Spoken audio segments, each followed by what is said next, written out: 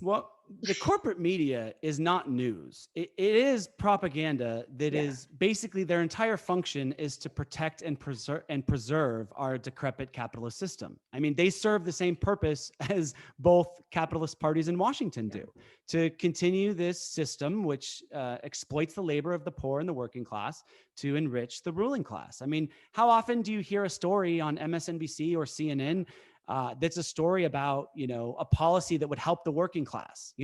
So often, even during the primary, I remember that they would tell stories that were anti-Medicare for all, Yeah. or that were anti-Bernie, and that they were against policies that actually put more money in working class people's pockets. So the whole point and we have to remember that CNN and MSNBC are billionaire owned media, right? That, I think the new number is 6 corporations now Yes. own 90% of the media outlets in Yep. America.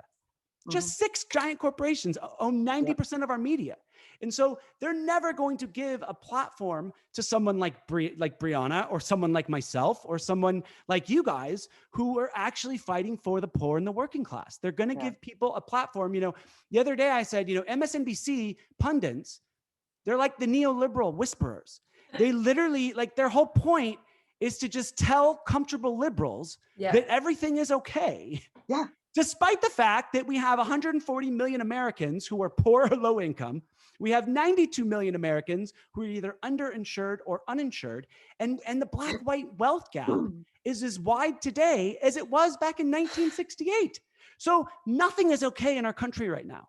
We are No. living in a No. time of massive levels of injustice and inequality, but Mhm. the corporate media doesn't give a platform to any of that. No. And so No. they No. just, because their job is to protect the status quo.